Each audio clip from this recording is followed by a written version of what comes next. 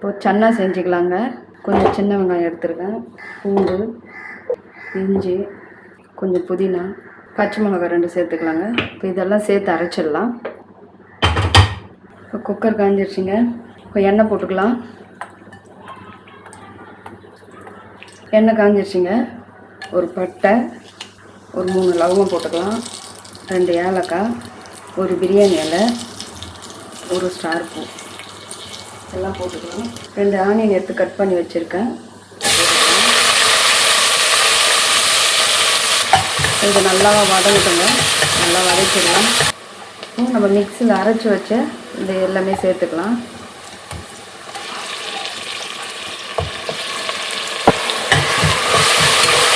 இது நல்லா வதக்கிடலாங்க. இப்போ பாருங்கள், இதெல்லாம் நல்லா வதங்கிடுச்சு. இப்போ தக்காளி சேர்த்துக்கலாம், 2 தக்காளி சேர்த்துக்கலாம். இப்போ தக்காளி நல்லா வதங்கட்டும். கொஞ்சம் உப்பு சேர்த்துக்கலாங்க. கொஞ்சம் உப்பு சேர்த்து நல்லா வதக்கலாம். கொஞ்சம் ஹை ஃப்ளேமில் வச்சு நல்லாவே வதக்கலாங்க. தக்காளி நல்லா வதங்கட்டும். தக்காளி கொஞ்சம் நல்லா வதங்கிடுச்சுங்க. இப்போ மிளகாத்தூள்லாம் சேர்த்துக்கலாம். 1 ஸ்பூன் காஷ்மீரி மிளகாத்தூள் சேர்த்துக்கலாம். கொஞ்சம் மல்லித்தூள் சேர்த்துக்கலாம். கொஞ்சம் குழம்பு மிளகாத்தூள் சேர்த்துக்கலாங்க. 1 ஸ்பூன், ஒரு 1.5 ஸ்பூன் சேர்த்துக்கலாம். இப்போ நல்லா இதை வதக்கி விட்டுக்கலாம்.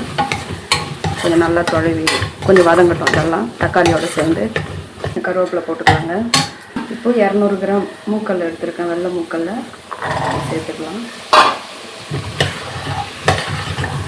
நீங்கள் ஒயிட் இல்லைன்னா பிளாக் சன்னா கூட சேர்த்துக்கலாம். கொஞ்சம் கசகசா சேர்த்துக்கலாங்க.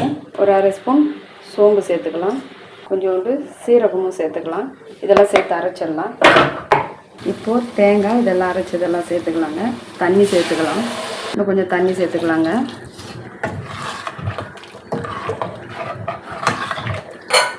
இப்போ குக்கர் மூடி ஒரு 4 to 5 விசில் விட்டுக்கலாங்க.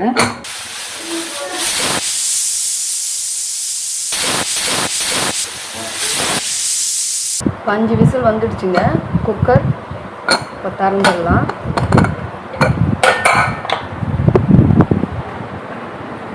கொஞ்சம் கொத்தமல்லி போட்டுக்கலாம்.